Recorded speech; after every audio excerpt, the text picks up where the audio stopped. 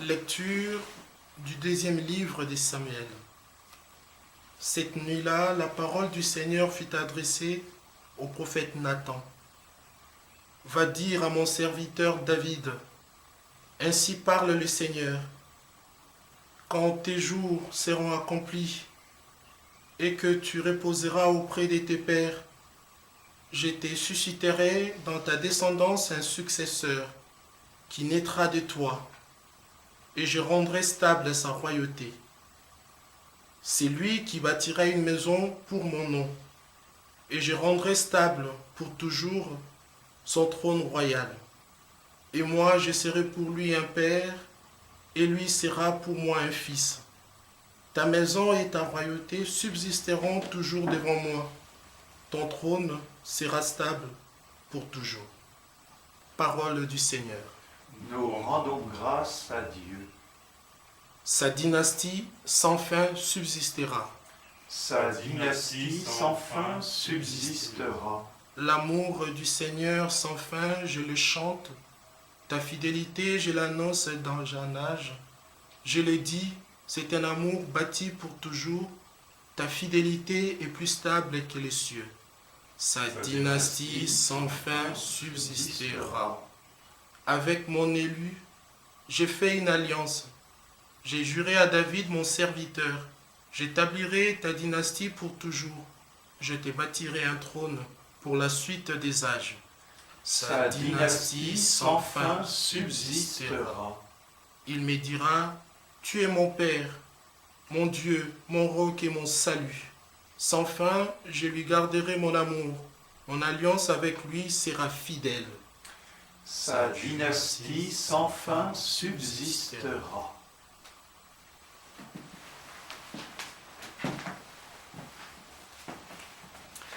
Lecture de la lettre de saint Paul apôtre aux Romains.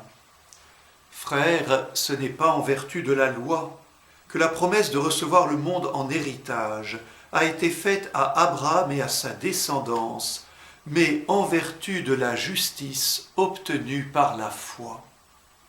Voilà pourquoi on devient héritier par la foi.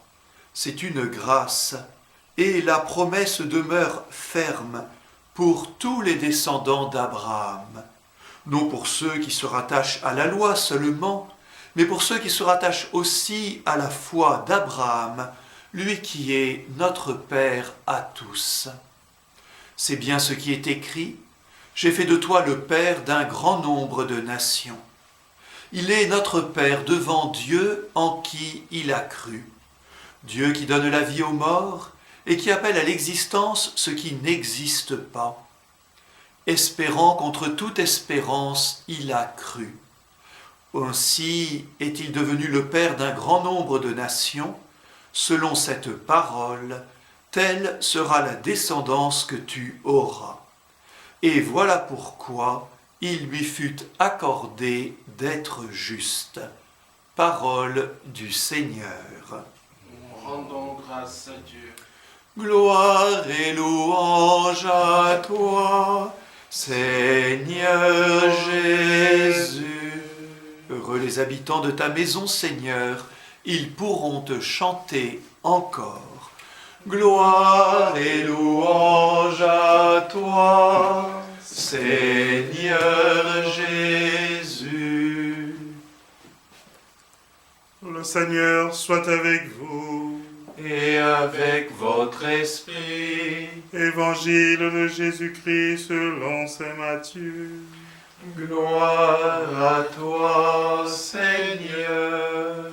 Matthieu, c'est au chapitre 1er, du verset 16 au verset 24. Jacob engendra Joseph, l'époux de Marie, de laquelle fut engendré Jésus, que l'on appelle Christ. Or, voici comment fut engendré Jésus-Christ. Marie, sa mère, avait été accordée en mariage à Joseph.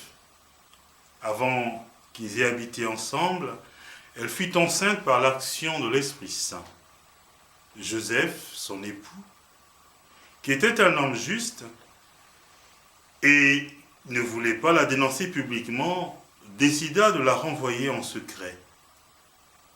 comme il avait formé ce projet, voici que l'ange du Seigneur lui apparut en songe et lui dit, « Joseph, fils de David, ne crains pas de prendre chez toi Marie, ton épouse, puisque l'enfant qui est engendré en elle vient de l'Esprit Saint. Elle enfantera un fils, et tu lui donneras le nom de Jésus, c'est-à-dire le Seigneur sauve, car c'est lui qui sauvera son peuple de ses péchés. »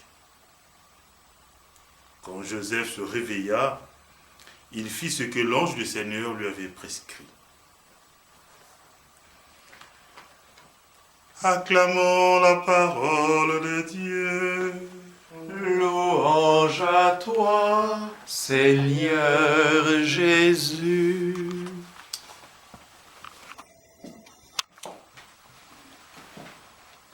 Chers amis, en cette période de carême, l'Église célèbre la solennité, la fête de Saint Joseph. Saint Joseph, époux de la Vierge Marie. C'est vrai que c'est difficile peut-être à comprendre dans l'austérité du carême, mais cela n'empêche pas que cette fête nous invite vraiment à entrer ou à demeurer dans cette dynamique de conversion que les jours du carême ont prévu pour chacun de nous. Joseph, l'époux de Marie, est certainement peut-être pas très bien connu de la communauté chrétienne, tout au moins des fidèles, mais Joseph est celui par qui la grâce de Dieu s'accomplit, quand bien même Marie avait accepté d'entrer dans le plan divin du salut. Que nous dit la liturgie? La liturgie nous présente Joseph comme celui qui, élevant son regard, s'est efforcé à s'adapter au plan de Dieu. En effet, il était difficile pour Joseph et même pour nous aujourd'hui de comprendre, alors qu'ils n'habitent pas ensemble, que Marie fut enceinte à ce moment-là. Mais Joseph, comme chacun de nous, forge le projet en secret d'arrêter ces genres de relations. Mais le plan de Dieu est tel que l'ange du Seigneur survient et dit à Joseph de ne pas agir ainsi. Et Joseph, entrant dans ce plan de Dieu, accepte cette parole de l'ange. Quand Joseph se réveilla, dit l'Écriture, il fit ce que l'ange lui avait prescrit. Bien-aimé de Dieu, Joseph, la gloire de Joseph, disons, ce n'est pas seulement d'avoir accueilli Jésus au sein de la lignée davidique, mais de lui avoir donné le nom qui révélait le sens de sa mission de sauveur. Il est celui qui sauvera son peuple de ses péchés. Bien-aimé de Dieu, dans cette liturgie de la parole aujourd'hui pour la fête de Saint Joseph, il y a 3 éléments qui nous intéressent et que nous devons prendre en compte. En compte, c'est-à-dire tenir compte aussi de ce que nous vivons maintenant dans notre pays, ce confinement qui est difficile pour certains, mais qui, à la lecture de la fête de Saint Joseph, doit nous interpeller. Première chose, imiter Saint Joseph. Il nous faut nous abandonner à la volonté du Seigneur, comme Joseph l'a fait, et la manière dont il a vécu. C'est vrai que parfois nous avons du mal à comprendre comment est-ce que le mystère de Dieu, ou la gloire de Dieu, ou l'amour de Dieu s'accomplissent dans notre vie. Mais la grâce de l'obéissance de Joseph doit nous interpeller. Aujourd'hui, il nous est demandé, par exemple, de faire attention, de vivre de façon à trouver ce qui est nécessaire. Alors, qu'est-ce qui est nécessaire? C'est d'écouter. D'écouter, par exemple, toutes les prescriptions qui nous sont données pour vivre bien dans notre société. Joseph avait écouté la parole du Seigneur, il a vécu de la grâce de Dieu et tout s'est accompli. Nous aussi, nous sommes invités à écouter toutes les prescriptions qui nous sont données. Sortir quand c'est nécessaire, aller faire des courses qui sont vitales. Si nous vivons ainsi, nous aurons moins de difficultés. Bien-aimé de Dieu, je le dis parce que la bonté, lorsque la bonté divine choisit quelqu'un pour une grâce particulière, comme elle a fait pour Joseph, et lui donne tous les charismes nécessaires à sa personne et à sa fonction, et augmente fortement sa bonté spirituelle. La bonté de Joseph, c'est de vivre dans cette obéissance. Nous aussi, Dieu nous a choisis par la grâce du baptême, il a fait de nous des fils adoptifs. Donc nous avions ce charisme-là d'accueillir la grâce de Dieu, d'écouter et d'obéir et de vivre selon le respect de ce qui est prescrit. Alors, il est interdit, par exemple, de se toucher les mains. Ce n'est pas pour agacer le monde, mais c'est pour que nous évitions justement de développer la contagion vis-à-vis de nos proches. Il est encore dit, nous l'avions redit tout à l'heure, quand Joseph se réveilla, il fit ce que l'ange du Seigneur lui avait prescrit. Il prit chez lui son épouse. C'est là le choix d'accueillir et d'accomplir la volonté divine en tout temps.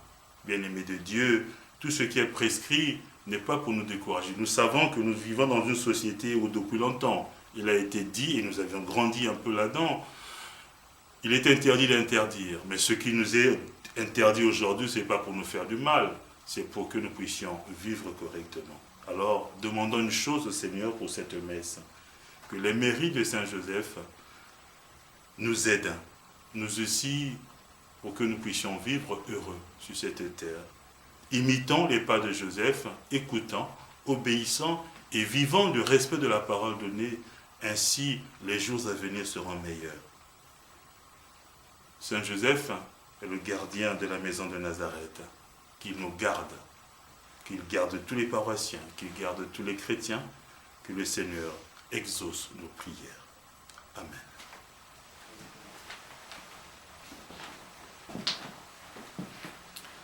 Voilà, frères et sœurs, vos prêtres vont maintenant célébrer l'Eucharistie, offrir le saint sacrifice pour chacun de vous.